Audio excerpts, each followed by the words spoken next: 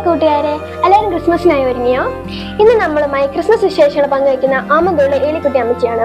Hi അമ്മച്ചി, അപ്പൊ Christmas വിശേഷങ്ങളൊക്കെ എങ്ങനെ പോകുന്നു? അല്ലേ അമ്മച്ചി, ഞങ്ങളുടെ കാലത്ത് ഞങ്ങൾ പള്ളിയിൽ പോകുമ്പോൾ 25 ദിവസം ഞങ്ങൾക്ക് സമ്മാനം കിട്ടാറുണ്ട്. അമ്മച്ചിയുടെ കാലത്ത് അങ്ങനെ ഉണ്ടായിരുന്നോ?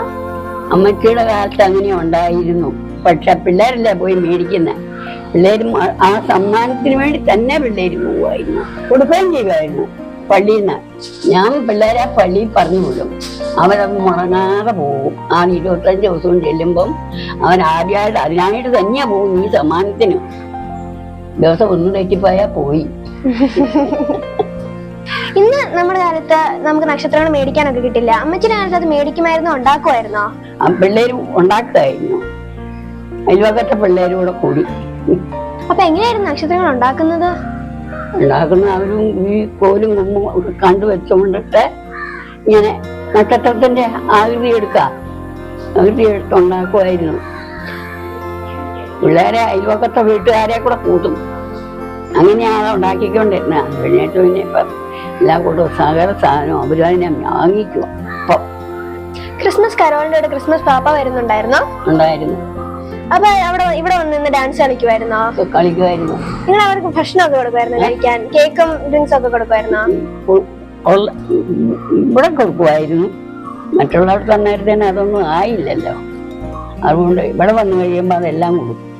പണ്ട് കാലത്ത് പാതിരാത്രിയത്തെ കുർബാനയ്ക്ക് പോവായിരുന്നു. പിള്ളേരെയും കൊണ്ടുപോവായിരുന്നു.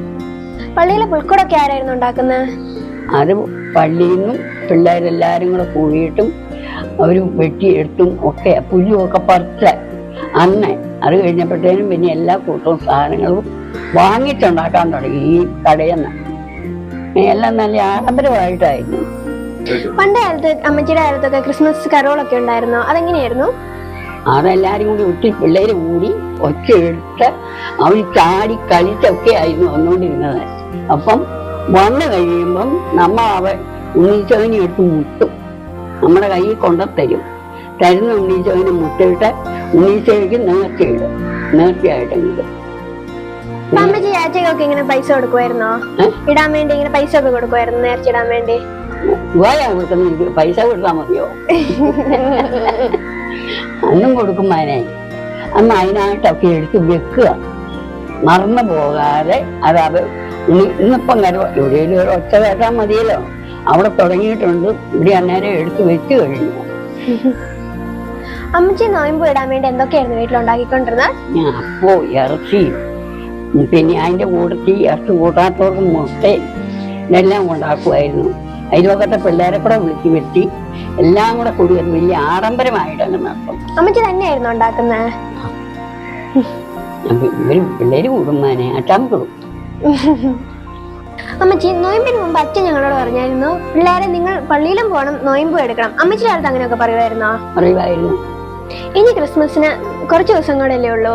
അമ്മച്ചിക്ക് ഞങ്ങളുടെ ക്രിസ്മസ് ആഘോഷത്തിൽ വല്ല സന്ദേശം തരാനുണ്ടോ?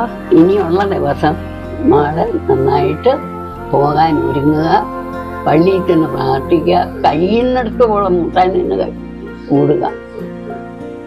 ഞങ്ങൾ രാത്രിയത്തെ കുർബാനയ്ക്ക് പോയി വരുമ്പോ തന്നെ അടുക്കള കയറി നോയമ്പ് പൊട്ടിക്കും. അമ്മച്ചിയുടെ കാലത്ത് എങ്ങനെയായിരുന്നു? അമ്മച്ചിയുടെ കാലത്തും അങ്ങനെ തന്നെയായിരുന്നു. അന്ന് നോയമ്പ് എടുക്കുമായിരുന്നു. ഇന്നുള്ളൊരു നോയമ്പട ഇല്ല. അമ്മച്ചി പകർന്നു വെച്ച ഞങ്ങൾക്ക് മനസ്സിലായി. ഈ കാര്യങ്ങളൊക്കെ മാതൃകയായിട്ട് എടുത്ത് നമുക്ക് ഈ ക്രിസ്മസ് അടിപൊളിയായിട്ട് ആഘോഷിക്കാം.